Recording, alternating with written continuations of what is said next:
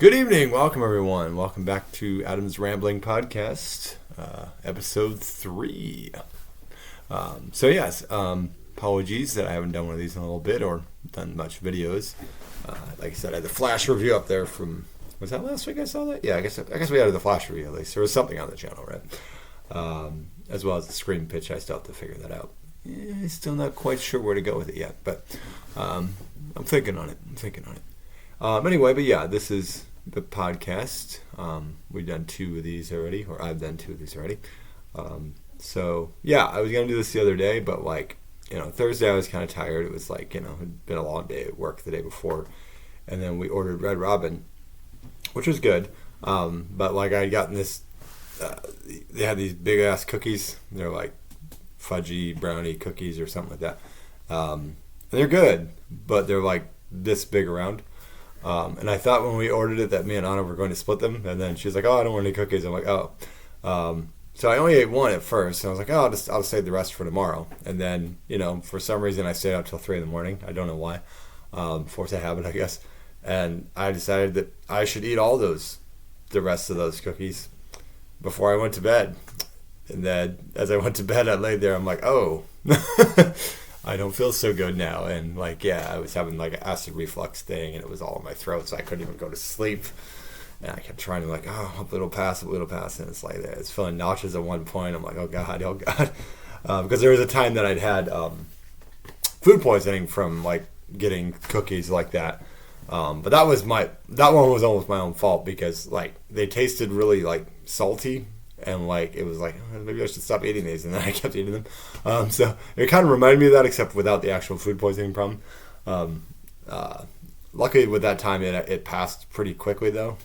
When I had the cookies, I just felt kind of and that's kind of how I felt all day yesterday. And then because I didn't sleep well, I went out for a little bit, and then I came back and I took several naps, and then I just crashed last night. So yesterday was a complete bust. So I didn't have energy to do a damn thing yesterday. So today's been better. I got some good sleep. I did coach my soccer, did the improv class, my other group besides Turbo Turkey, Applaud Me Daddy. We got everything set up for their show tomorrow night. And then me and Anna went out to Pagliacci's, which I have a little drink here. Pagliacci's Pizza. They are located they have many locations in Seattle and other non-Seattle cities that aren't Seattle. Good description there. So we went there, and you can either get a full pizza or you can get pizza by the slice, and they have breadsticks and salad and desserts and stuff like that. But we had a plan, so I'm like, all right, because what we usually do is we order it, we just have it here, and we'll get full pizzas and all that. But I'm like, yeah, I always do that, and then I'm always overstuffed. So I'm like, what if I don't overstuff myself? Especially after the other night with the cookies. You get to a point when you're a certain age, you're like, yeah, maybe I should stop eating like I'm a 20-year-old, because I'm not a 20-year-old anymore. So working on that. But so we had Pagliacci's, and then we went to another place called Menchie's, which is frozen yogurt, and you can get it's this big cup or whatever, and you can put whatever ingredients you want in there. So that's pretty cool. So it'd been a while since we've been there. It'd been probably a year or something, I guess, probably. Yeah, and it was interesting because I got in a raspberry Coke because I had the freestyle machine, and I went back to get the refill, and there was somebody that was there before me. And I think when I clicked back, I didn't click back to the regular Coke, and so I think this is diet. The raspberry's balancing out, but there's kind of that, when if you drink Diet Coke, there's kind of that little aftertaste that Diet Coke has. So I'll finish it, but I don't like Diet Pop because aspartame and shit. Aspartame is evil. Granted, drinking pop isn't the best thing in the world either, but hey, we all have our things, right? Some people smoke and drink a lot and do all, we all have our things. So, whatever. Anyway, this has been 4 minutes of crap. No. Anyway, so on this podcast, we talk about lots of things. I keep saying we, Anna's not even on here. Maybe she will be at some point, but Anyway, we were celebrating our date anniversary anyway, because we've been married. Well, we married 5 years in September, but we started dating 21 years ago. So, and there was some long distance there and stuff like that. But like, yeah, so we're trying to do something fun and get out and have a good time. And it was a nice day today. The sun's starting to go down now, but it was a nice day. So as Ice Cube said on the radio, today was a good day, and it was. So yeah, but yeah, most of the time I'll talk about either things going on in my life or movie reviews, TV reviews, and all that. So today I'm going to cover a couple things. Me and Anna watched Secret Invasion's first episode from the other night, so I won't spoil anything on it, but. Everybody's up in arms about the intro. Apparently, the intro was done by AI, and everyone's like, "Oh, fuck AI's taking over." It's like, it's just a fucking intro. I mean, they didn't write the show. I mean, they're not acting in the show. It's like, that happens, then okay. But like, it's just a stupid intro. Who gives a shit? That's my take on it. I mean, everybody's got their own feelings on AI and all that. But whatever. It's just an intro. But no, I thought it was good. It was dramatic, and I thought they did good stuff with the scrolls and stuff. It does feel like one of those movies or shows that feels like it would make a good movie. Like almost like you kind of wish they had just done it as a bigger movie. It had more of the people in it. But yeah, I thought the first episode was solid, and yeah, it was pretty good. There wasn't a lot of the Marvel comedy in there. It was much more serious, so that's obviously a good thing.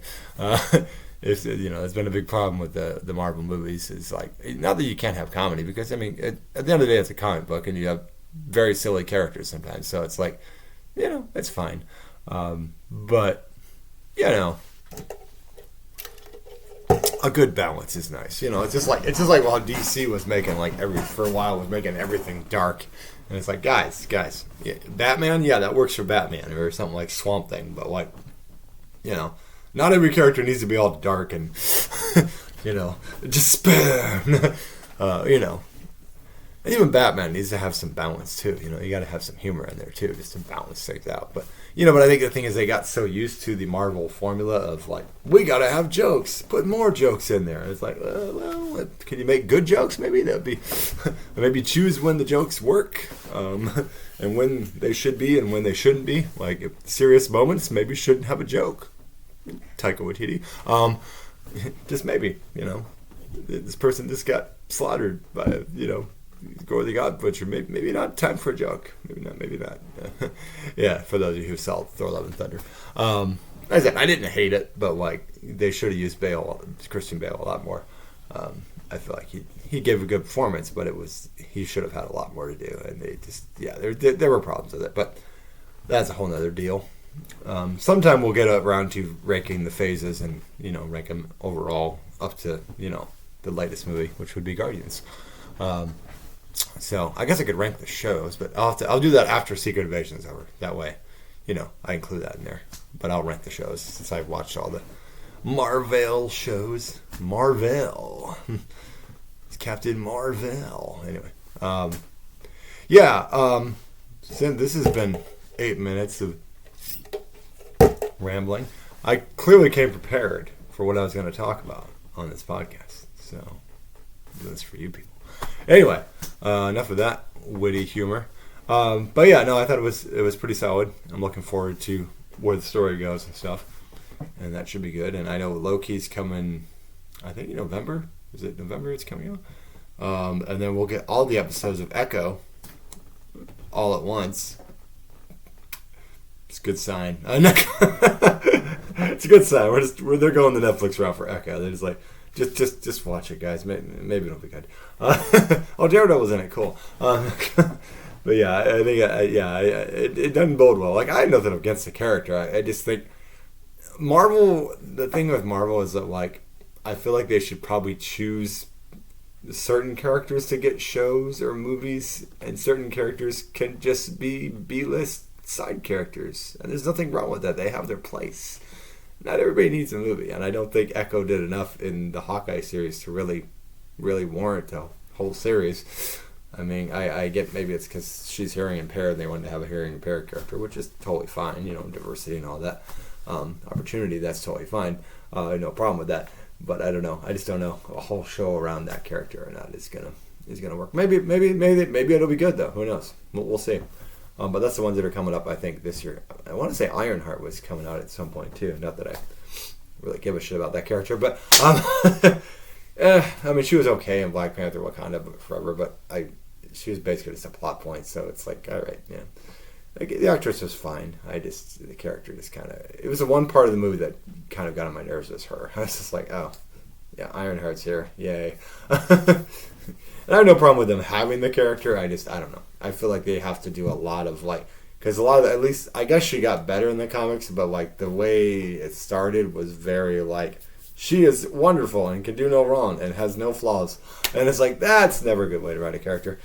Because it's not true to human nature either. Because every human has flaws, and whether that's you're too angry or you take things too seriously or whatever their flaws may be, trust the wrong people, date the wrong people, whatever the case, whatever your flaws may be, everyone has flaws. So I think it's bad whether it's a male or a female character or whatever to just not have them have any flaws and just be like, you are wonderful and perfect in every way. It's like, well, no one is perfect, so that's stupid. And that's why that character doesn't come off as relatable, And to me, we want to, I think as people, when we're watching these things, whether it be a comic book or science fiction or whatever the case, we want to have characters we can connect to and identify with. And to me, I think it's it's representation matters, but there's also a moment where you have to be but I can still sit there and relate to a character that doesn't look anything like me either. I think there's fair balance there. I think you have to have a good balance of it, because I think you can go a little overboard sometimes in terms of not the representation itself, but just it's basically saying that you can only identify with this character because they look like you or they are the same. It's well, that's true to a point, but you could also identify with this character who looks nothing like you. I mean, I think it's true. I mean, there's plenty of characters that look nothing like me that I personally liked. I knew a friend, African-American friend of mine, his favorite character is Batman. A white, rich Bruce Wayne, white man. I mean, so it's Batman's a cool character, So it's there's lots of other obscure characters. I really liked Black Panther, So it's but I think there's, I liked Wonder Woman, I'm not a woman. So it's I think there's, I think the thing is we have to understand that you can relate to characters who don't look like you. But it's nice to have, at the same time, it is nice to have characters that look like you. And, so I think there's a good balance there in terms of that stuff. Because, I'm never going to be oh, well, fuck them for, some of these people who are the anti-wokeists, as they like to call themselves. I guess I don't calling themselves that, but oh, it's woke. It's just guys, it's just a character, guys. They're not going to hurt you. They're just a character. And yeah, we can debate whether certain characters are written well or not, because I think to me writing is probably the biggest thing, directing too. But if you can have the best actors in the world, you got the best directors in the world. If the writing is shit, unless that actor can really overcome the shit that is the writing, it's not going to go well. And granted, that also comes to not overworking your writers, not overworking your CGI artists and stuff like that too, so that they are overwhelmed and overworked. That tends to not give out the best product. And let me just say too, because I've heard this a lot, I've seen a lot of people say this, why is everyone hating on Quantumania so much? I don't understand it. Outside of you want to complain about some CGI thing, okay, yeah, I get, there were moments there, but I thought it was a fun movie. It was, I liked the element of them being in this Quantumania, a quantum place, quantum realm, and I had a very Star Wars feel, classic Star Wars feel to it. And I was this is kind of fun, yeah, and despite the most recent stuff with Jonathan Majors in real life, I thought he was pretty good. I mean, yes, and people were complaining, oh, he got beat up by ants. It's well, it's just, they're ants. I mean, that's not the only Kang you'll see, guys. He's lots of versions of him. He's not the final Kang. It's calm the frick down, But I just people were just like it was the worst movie ever. I'm I think it was better than Love and Thunder. I mean, it was better than the Eternals, which I still haven't seen, but I'm just going to judge by that. It's probably terrible. I will watch it at some point. I promise you guys that. I will watch that damn movie. But just because I have to rank stuff, and I need to actually watch that. That's the only one I have of MCU movies. I've watched every single one except for that one. It just looked boring to me. Maybe it's not. Maybe I'll be pleasantly surprised. But yeah. Anyway. But yeah. So that's something that's like I don't get it why everyone hates that movie so much. Or it's the worst. I've seen much worse MCU films than Quantumania. Thank you very much. So yeah. But everyone's got their opinion, and that's fine. Whatever. Anyway, so that's part of that. So we've covered that bit. So also, I wanted to cover a couple shows that I watched recently.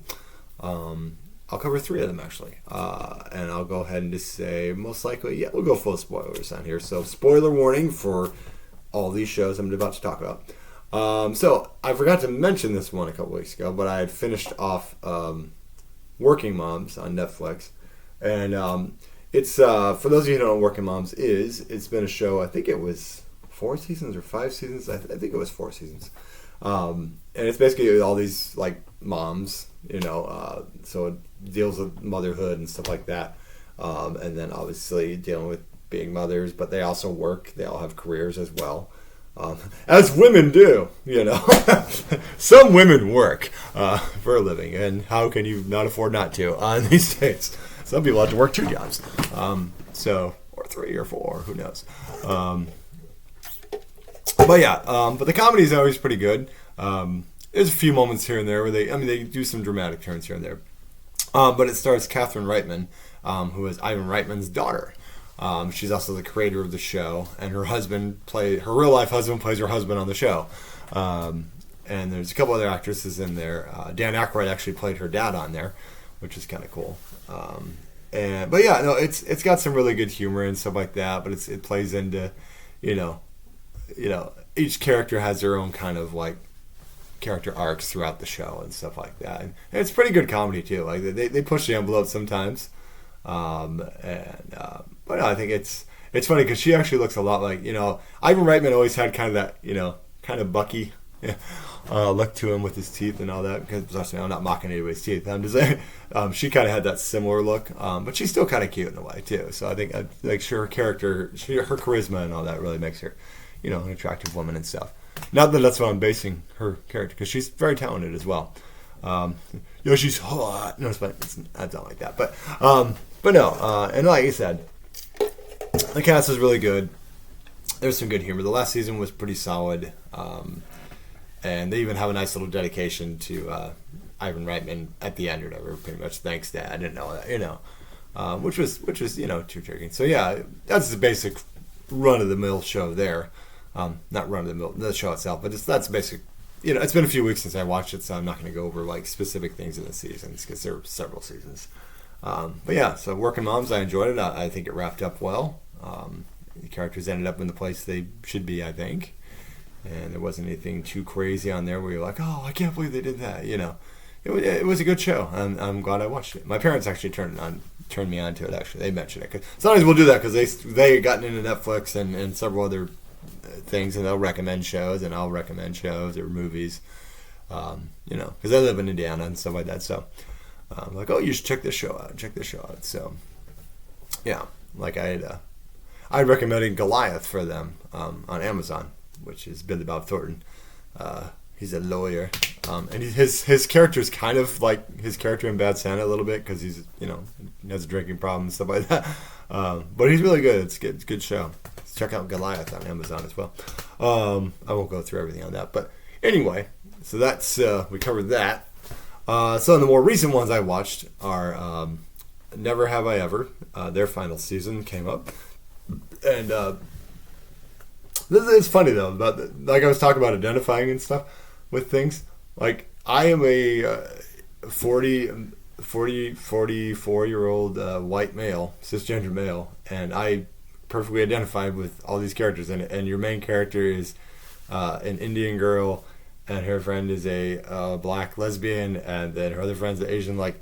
It's like I still identify with their characters and their struggle, and the humor is pretty good. So I know a lot of people have really gone on the fuck Mindy Kaling thing because of the Velma fiasco, but you can't. I always look at it this way: you can't you can't take it out on a creator or a writer or whatever for one bad project. It's like, or and how much should she, contribute to the writing of that? And you never know, because there's always someone else working on it too. So it's like, I think you gotta have a balance. And like, it'd be like if, for instance, if you didn't like The Last Jedi because of Rian Johnson or whatever, then, but I had seen Looper before that, and I liked Looper. I liked the Glass Onion things pretty good. I like the first one better than the second one, but the second one still had its qualities and had some good moments. But like, I mean, those are decent. So like, I don't think you should like write off Mindy Kaling just because of Velma. I mean, because Never Have Ever is pretty good. And yeah, this character, that I said, this season opens up with I think it's Debbie is her name, David or David. Yeah, I'm bad at names. But yeah, and she has basically given sort of a this other character, like, God, I've forgotten all their goddamn names now. What's his damn name? Well, he's this really smart kid, and they've always been kind of rivals, but like they were always attracted to each other. But like at the end of last season, like he had given her this kind of like, here's a kind of a sex for free type of card if you get desperate enough and come to my door and hand me this thing and we'll have sex or whatever, And neither of them had sex at that point. They were both virgins, I believe. I'm gonna just look this up here because I want to make sure I'm covering the characters right. Sorry about that, guys. Like I said, very, very prepared. Very, very prepared for this. Okay, there we go. Yeah, Debbie, and Paxton, Ethan, Ben. His name is Ben. Yeah, Ben. This guy here. All right. Yeah, and like I said, he was a really smart. Like they were pretty much neck and neck in terms of who was the smartest kid in the school type of thing, and so they were always rivals, and they would always kind of like be sarcastic toward each other. But then like they've had a brief little hookups here and there. But then she would go with this other guy, Paxton, who was kind of like. Another interesting thing, they did a good thing with him because when you first meet Paxton, it starts off with her kind of like wanting to lose her virginity, so she goes to him because he's this popular, he's on the swim team, and he's a good-looking Asian kid. But they actually developed, there was this episode where he talks about, this was a previous season, but where he starts talking about his grandfather had been in the Japanese internment camp and things like that, It's like, I was like, okay, they've added depth. So it was very similar to like, if you watch Stranger Things, like, Steve. Because, like, the first season, he just comes off like, oh, he's just some jock, and he's the boyfriend and all that. But, like, second season, he's fucking awesome. And, like, this character, they did a good job with Paxton as well because, he could have easily just been this good-looking guy and, a pretty boy or something like that and had no other depth. But he actually had depth. And, like, his character, like, especially this season, his character had graduated last year, and then he was going to go to Arizona. But, like, he's trying to pretend like he's fitting in, but, like, he's not fitting in at all. Was it Arizona? I think he was going to Arizona. It was somewhere in Arizona. I don't think it was Arizona specifically, but it was one of the colleges in Arizona. I believe that's where he was. So he ends up coming back to the school and ends up being, like, the assistant swim coach and all that. And he takes kind of a balance of, like, he has an arc of, like, trying to kind of figure out whether he needs to go back to college or what he really wants to do with his life. And because he kind of rushed into the college thing and was like, oh well, shit. And he sort of has a love interest in this season too. This nice looking African American woman, and she's pretty cool. She's got a nice personality, and she's like a teacher and all that. And so, they have a nice rapport with each other. So. It was cool. Like I'm like, yeah, and I didn't blame her at all. She's a good-looking girl. If I was a single man and I was in this, I probably would have dated her too. So there you go.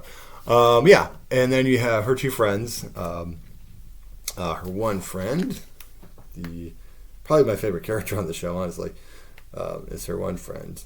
Let me find her name. Where is she? There she is. Where is she? No, that's not her. Right, hold on a minute. Hang tight. Where's the hair? Okay, she's there.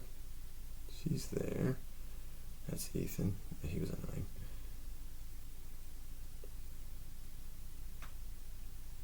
Why am I not seeing her? Like I'm not seeing her here. listed amongst the cast members. There's Ramona. Yeah, it's Eleanor. Eleanor's an Asian girl. She's like wants to be an actress, but she's got like this whole thing like her mom like left her because her mom really wanted to be an actress, and they've had sort of this estranged relationship. She was also very interesting because like she's grown too, because like there was one season where she was dating this one guy and he was just kind of nerdy but like totally fine, but then she ends up falling for this other actor guy who had done some Hollywood things or something like that. But he ends up just being like totally like verbally abusive to her. So she drops this other guy for this prick. You're like, why are you dropping her for this prick? But then she ends up dating the stoner guy, who is Paxton's friend, and but she ends up sticking out with him, and it's so they ended up together. So she, at least I like that she grew and all that. Where is the other girl's name? Like I'm looking at these pictures and I'm like, I'm not even seeing her character's name because she's not Lindsay. It's Margot. She was the other girl. This is very aggravating. That's the doctor. It's Kamala. She's cute. She's here somewhere. Hang tight, guys. Hang tight. I'm trying to find this character because she's great, and I want to make sure she gets her press. Why is she not on here? This is IMDb. She should be on here. Okay, that's Dr. Elgin. This is so freaking weird. Maybe she just looks different in her picture or something. I'm just totally thrown off here. That's Principal. What the hell? No. Go back. No, what's happened? Hang tight, guys. Hang tight. I'm just trying to find this character's name. This is like, I know this is exciting stuff for you guys. Very, very exciting. Zoe, Common, Eve, Jonah, Steve, Mr. Shapiro. There's the grandma. Malcolm. Seriously, where the hell is she? Rebecca. Dr. Nice. Can't be her. She looks nothing like that girl. Hold on a minute. Yeah, this is weird, guys. Like, I don't see her at all in the cast.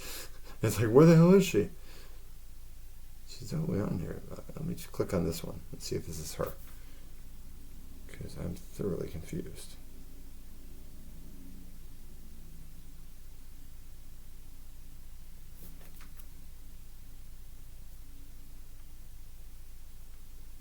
Trying to find pictures of her. Is this her? Because that doesn't make any sense. Okay, that's really weird. That's because I don't think that's her. And I'm so confused as why she's not listed. Anyway, I don't know why IMDb is not listing this character. It's weird, but yeah, she has like big puffy hair, and she's the real sciencey character, and I can't remember her damn name for the life of me, and the IMDb is not helping me at all. That other girl might be her, but it's weird because her hair is different in the picture. So then I don't see any pictures to like next to her. But anyway, she's funny because she like the first season she kind of figured out that she's a lesbian. But like she's really like into like making robots and stuff like that, and she's got great facial expressions and all that, so she's really funny. And yeah, so she's gone through a couple girlfriends. Like she had the one girlfriend the first season, and then she's kind of dated like this other person, and then yeah, so she's still with the same person by the end. But she's also going through some struggles because Debbie really wants to get into Princeton, and then her mom, this other character's mom, was really pushing her like, hey, Princeton's got a good robotics program, and so she doesn't want to tell that she, because they're only going to pick one person, like an early, like, you got in, basically, thing, and, yeah, so she's kind of struggling with that, and she's not telling Debbie this, and I guess Debbie is really dead set on going to Princeton, so, and then she ends up getting into Princeton, and she doesn't get into Princeton, and then it's at least not right away, but like, yeah, good points. Yes, I know what I'm talking about. I'm totally focusing. Anyway, yeah. So yeah, there's a struggle there, and they have a bit of a fight and all that. Not like a physical fight, but just like they're. But then they make up, which is good. And Debbie ends up getting to Princeton anyway. But anyway, her and the boy, her and Ben, kind of have this back and forth because she ends up hooking up with the bad boy, who just like the minute I see this kid, I'm just like, this kid looks like a complete douchebag, you know. And like it's like, but it's like, you know, never have ever. The whole thing is never have ever done this. And so she does hook up with him for a little bit, but then she realizes that he's pretty much just a criminal. Sorry about that. It froze for a minute there. I don't know why that does that sometimes. Yeah, basically figures out he's just a criminal. So it's like, yeah, I don't need to, be with this guy. But her and Ben kind of had this thing because they had slept together, but then like both of them were awkward and didn't know what to say, so they just both kind of like, well, I guess that's all we were just doing. That was just a hookup. Didn't mean anything. But you know, the whole season is kind of a struggle of whether they're going to be. And he's dating this other girl, so there's kind of that thing that happens. So there's like, you know, it's a lot of drama, but in a comical way too. There's lots of comedy. There's also a trans actress that plays the counselor, and she's I think it's a she. Yeah, she goes by a she, I believe. Let me pull that up. Yeah, Alexandra Billings. Yeah. Yes, a teacher, first openly transgender woman to play a transgender character on TV. And yeah, she's really good. She's funny. She's been on the Conners as well, and I've seen her in a couple of things. I think probably American Horror Story because, well, you know, Ryan Murphy does a lot for that. So yeah, but they have some really good lines. She has some really good lines, and the thing is some good comical lines.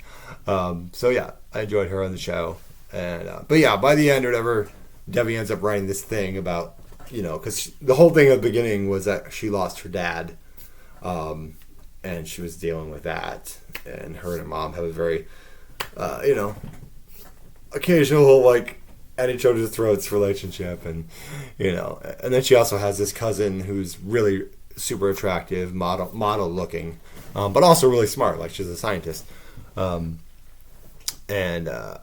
she's got a lot of the Indian family values, which is cool for me too, to learn about some of the way like Indian people can like, and Indian people as in India people, not like Native American, just to be clear. But it's kind of interesting some of their customs and some of their family things and how their families interact with each other. But it was cool to watch that. But by the end, her and Ben end up, you know, together, and he's at where's he at? Is he at Harvard? No, Columbia. He's at Columbia. That's right. He's at Columbia and she's at Princeton, so they're doing kind of a long distance, but not a super long distance one. And then our other character, why am I forgetting her name? It's so driving me nuts. If I'd done this after, you know, if I'd done this last week, I remember her damn name. But yeah, she ends up going to Howard, which is a historical black college, and she meets this woman who's like, hey, we need some more people that, you know, really break through the robotics and stuff like that. Also, let me tell you too, there's this character, he's a heavyset guy with glasses, and he's always kind of been this annoying character. He's been in the robot club, but he's not others, you know, and he really wants to be on the swim team. And so he has an arc with Paxton, who's trying to teach him, you know, how to be a better swimmer and all that, you know. And he's like, why do you even bother? You don't really need this, you know. He's like, because I want to prove that I can achieve something, and you know, it doesn't matter if I'm great, but like if I can do this, then I, you know, build my confidence and all that. And it's great because there's actually a nice arc where like Paxton actually ends up really helping him, and Paxton figures out that he wants to be a teacher then, you know, and he ends up going back to school for it and all that, so he can be a teacher. And because he reaches this one kid, and this kid makes the swim team as an alternate. So it's like, you know, it was kind of a nice arc, and it was like this kid that was this annoying character got a little bit of an arc. So I thought that was, you know, some good writing there. So yeah, they have a big wedding. Her grandmother gets remarried to the guy from the Goldbergs that, you know, got ran off the Goldbergs for, you know, being terrible. So it's just kind of like, oh well, I guess he wasn't terrible on here, I guess, but and he was fine. Like they think at first that he's like a con artist, but it turns out that it's not the case. Yeah, and the mom starts dating another guy too, and all that. And it's been a long time since the dad had passed on. I like the actor playing the dad because he comes in that occasionally, you know, sort of talks to her, you know, in her own mind and all that. And he's pretty good. He was on The Flash. He played Bloodwork. If you still watch The Flash, I know I stopped watching it myself, but like the last time I watched that, he was playing this character named Bloodwork, so he plays the dad on there. the dad that's deceased and all that. But yeah, I thought it was a fun show. There was a lot of good comedy in there and some good heartful moments and stuff like that. And you're watching, and it's sort of like, it's interesting though, because like I found myself almost like a soap opera somewhat, where you'd be like, oh, what are you doing going with that guy for? Oh, this person's, what are you doing with that girl for? Yeah, this person's so much better. It gets you hooked. So I give props to that show. Never Have Ever. Great show. It didn't overrun its run to the point of being bad. So there's like some good comedy in there. But it's funny, John McEnroe was kind of like her almost like Wonder Years voice inside her head type thing, which I thought was interesting. And so yeah, it's a good show, guys. I think check it out. It's actually worth a watch. It's very good. All right, cool. So we covered that show. Now we're gonna cover Black Mirror. Black Mirror. Woo! So yeah, I watched all 5 episodes because I said Black Mirror only puts out about 4 or 5 a season. Like I knew the first season they only did like 2. So yeah, just for those of you who don't know what Black Mirror is, guys. Black Mirror premiered several years ago. I think it started off in like the BBC or something like that. And then it came to Netflix, I think, for their 3rd season. And they put the other 2 seasons up. Like I said, they only have like 2 episodes. Now, I will say this. If you never watched Black Mirror, understand that it does get better after the first episode. Because the first episode is very... You'll watch it, just watch it, and then you'll be like, oh my god, what the hell was that? But it gets better, guys. It gets better. The thing with Black Mirror, too, is that like sometimes you'll have some really good episodes, and they'll have like one episode that you're just kind of like, like there's one in, I think it was season 4 or season 3, where there's like robotic dogs shooting at people, and I'm just like, this is boring, I'm falling asleep. So it's like, there's some episodes that are really good, like San Junipero, that's a good one.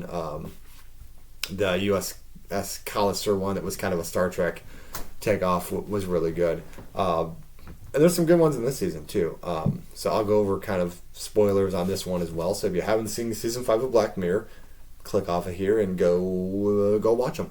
But yeah, I actually enjoyed all 5 episodes. Now a lot of people are saying, oh, they want too much in the horror element and all that, and they didn't go with the tech is bad thing. And even the creators come out and says, well, no, I mean, yeah, the tech thing is a part of it, but like, the whole show isn't just about tech being bad. It's about humans being awful.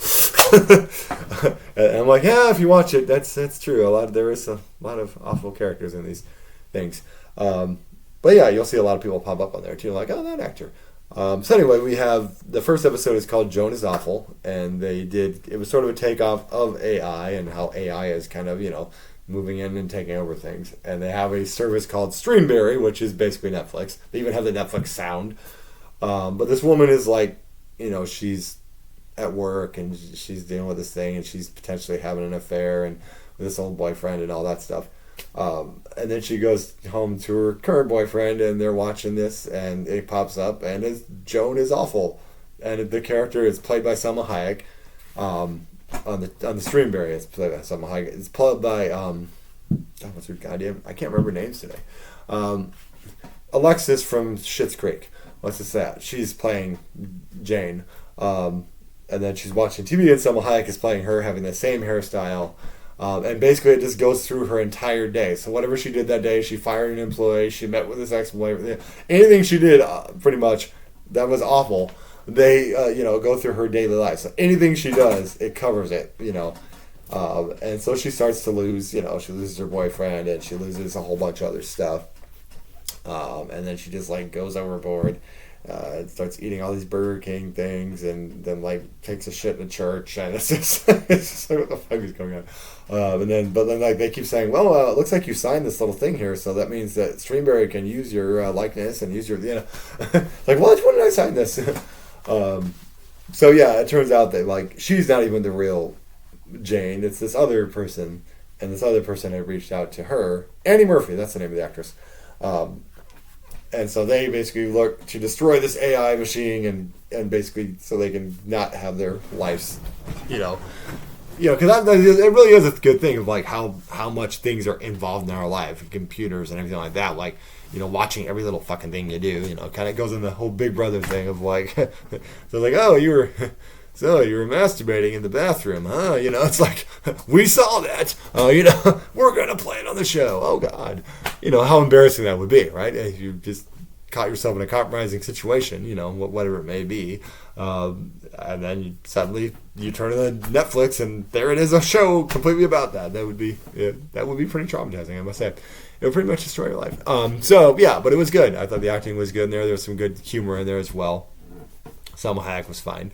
That was pretty good. I think Ben Barnes was in that episode too, from Prince Caspian. And he was also Jigsaw in the Punisher series, the one with John Berthnell. He was great in that. I think he was the boyfriend that she was, the ex-boyfriend, I believe. I think that's who he was playing. So that was the first episode. I really liked that one. And that definitely played on the tech one pretty well. The second episode, I'm trying to remember the titles of these episodes. I can look that up, can't I? Because I have this thing here. I can look it up. Ha ha ha ha ha. Anyway, there's a whole lot of nonsense. Anyway. Let me go ahead and cover this. Black Mirror. Here we go. Black Mirror. No, not Blazing. Black Mirror. There it is. Season 6. There we are. Okay, yes. Lock Henry. Lock Henry starts off. It's this couple, and they basically want to do a documentary about this serial killer. I think it's a serial killer. I think that's what it is. But and how they torture people and stuff like that. And they're trying to do a thing with that because they're documentary filmmakers. And it's funny, I recognize the girl because I'm like, she looks kind of familiar. I'm like, oh God, she was in that Bodies movie. Oh God, she's much better here because no one was good in that movie. But yeah, no, I thought she was decent in this. But they're figuring this thing out, and then they find this tape, and you think it was that they were, some TV show they watched, but it turns out that it was all their torture videos, and it turns out that his father, who was a cop, and his mother were basically sexual deviants, and they picked up these couples and drilled them and tortured them horribly. And I smacked the computer and it shook. And so it's oh wow, that's just creepy. And then he ends up winning a documentary filmmaker, but you just see this kid that his life is fucking destroyed. His parents basically were horrible murderers and tortured, and he's just kind of sitting there accepting this award, yep, this is my life. Woohoo, thanks. But no, that was a decent one. It wasn't my favorite of the season, but I thought it was solid. It was a nice, interesting kind of twist and all that stuff on what was going on. So yeah, that one's pretty good. Then we had, I'm just going to go through these because they're right here on my phone. Let me sign back in. Then we had Beyond the Sea. Beyond the Sea. Dun, dun, dun, dun.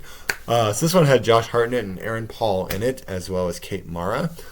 And Roy Culkin played a little role in there. So Kieran's brother and Macaulay's brother. And so the idea behind this one was that these two guys, they're in space. They're on a space mission. I'm trying to think of what the time frame was. Was it in the 60s or was it the future? I kind of forget.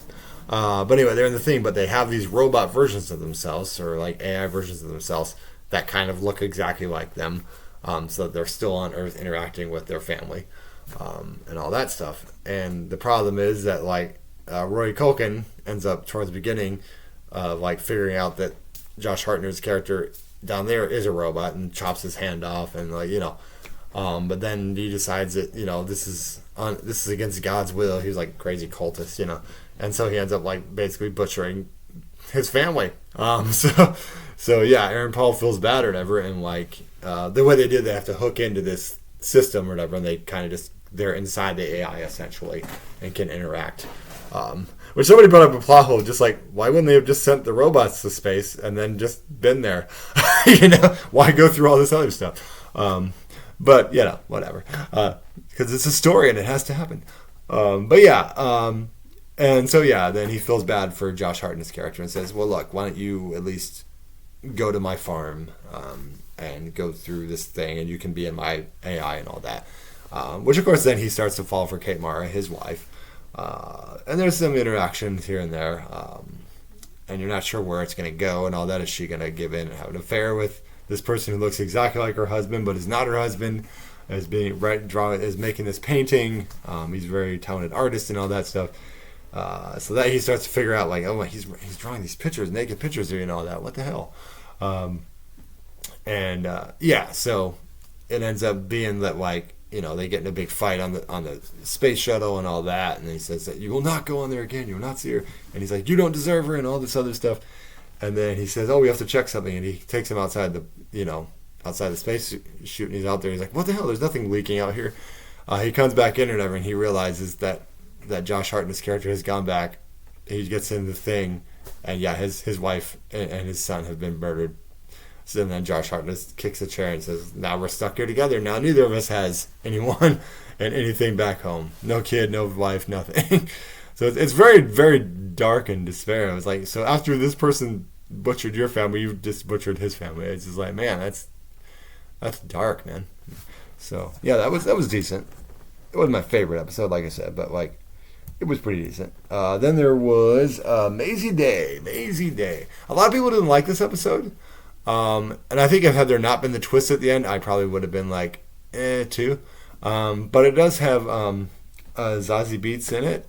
And she's playing like a photographer, the paparazzi photographer, and you they kind of show kind of how awful they are. And this one guy's just like, yeah, whatever, fucking bitch, and he's a prick, and you can't wait for him to die. But yeah, she's trying to make all this money for being a paparazzi person and get a picture of this person doing this or being awful. And she ends up like ruining this one guy's life because he was secretly like hooking up with a guy and stuff, and he had a girlfriend or a wife or something.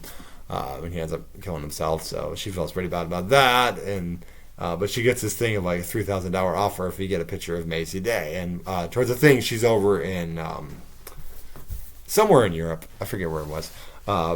And she ends up like being kind of on drugs and like hits something, and then you think they make it seem like she hit and ran off. And she's tripping out and all this stuff and having a lot of agitation about it and having these flashbacks.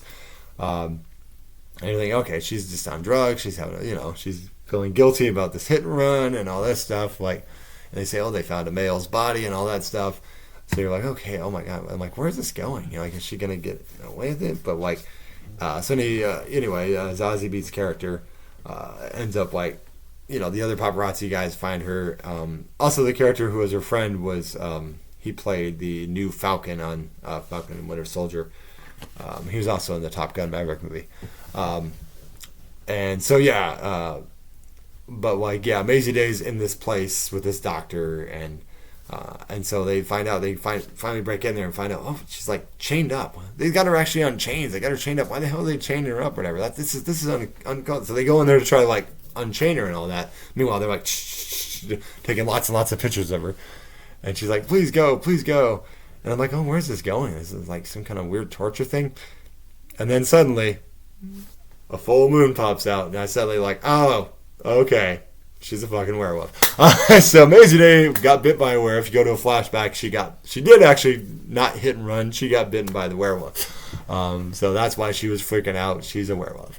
And she basically just goes on a tears, rips apart the paparazzi people, and then she goes to this diner, and she rips apart more people, and it comes down to Zazie shoots her with only a regular gun though, not a silver bullet. So they didn't go with that rule. But and then she basically says, "Please kill me" and all that, and then she gives her the gun, and then it starts with her basically blowing her brains out, and Zazie takes the picture as she's doing it. I'm like, well, I guess she'll still get the money. I mean, but as I said, horrible humans, horrible humans. I do like Zazie though; she's good. I bet she was in Joker, and she was, of course, in Deadpool 2. She played Domino, and she's good. She's a good actress, and not hard on the eyes either. Like I said, I'm a guy. It is what it is. I'm a happily married guy, but it doesn't mean I can't say a woman's attractive. Yeah. Anyway, and the final episode was Demon. Was it Demon 69? Demon 49? What that? Let me see real quick. Yeah. Oh, Demon 79. I was so close. Demon 79. Basically, it's set in like the 70s. And this Indian woman is working in a British store, and she's being treated pretty horribly and all that stuff. Her other employees are basically racist against her, basically, and just treat her awful and all that. And she ends up going down to the basement and ends up bleeding, cuts her finger and ends up bleeding on this little talisman.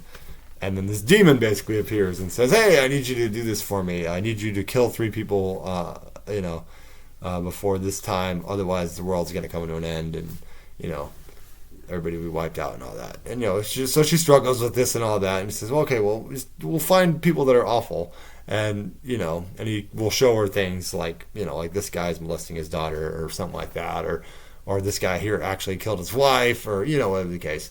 So she ends up killing the 3 people, but then it turns out because the one guy was a murderer, that hell didn't like that. The guy playing the demon was really funny because he had almost this big afro, and he looked like a 70s, disco singer or something like that, because she based him off of a guy she saw on TV, so he did that thing. It kind of plays like a little bit of a love story between them, because she's slowly cracking up a bit, and but she's like, oh, but then she finds this guy who's running for politician. He's a politician or whatever, but he's not, basically he's doing his message. It had kind of a Dead Zone feel to it in a way, because he's playing off that he's totally not against immigration and all that, but when she sees flashes of how he's going to be, he basically is DeSantis, really. He's pretty much DeSantis or Hitler or something like that, and putting people in camps again, so he's awful. So she's like, I'm going to kill that guy. I want to kill that guy, so she's trying to chase him down and all that, and this cop tries to stop her and all that stuff. And then before she can kill him or whatever, the cop says, please put it down, and then, But then, what happens, of course, is that the demon, he knows he's going to be put into a place of, what's the frickin', not vertigo. He's not vertigo. Purgatory, that's right. He's basically going to be in this nothingness of purgatory, and he says, you want to come along? And so they kind of walk off as the world starts to end, and bombs are going off, and basically everyone's going to be incinerated and killed. So a very morbid ending, but I thought it was solid. There was some decent humor in there, and it's seeing this normal, basically kind of corruptible person have to kill people, of course, is an awful, horrible thing. So yeah, as far as my favorite, I would probably say the Joan is awful one. As far as if you really like the tech is bad type thing, I think that's probably your best episode to watch. But I thought if you like the horror things, I think they all had some horror elements to them too, which, hey, I like horror, as I've mentioned before. Black Mirror season 5, I recommend it. It's a good watch, good thing to watch. Cool. All right, guys. Well, it's almost been an hour, so I'm gonna go ahead and wrap this podcast up. I'll probably work on if I come up with it, maybe Monday I might have a screen pitch or something. We'll see. I'm pretty busy tomorrow, but we'll see if I feel up to it or not.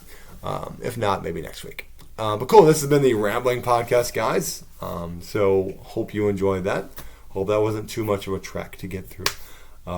And like and subscribe. Keep watching, and leave a comment if you want. And cool. And we'll be back next week. If I'm not back later this week, we'll see how things go. So thanks for watching, and have a good night.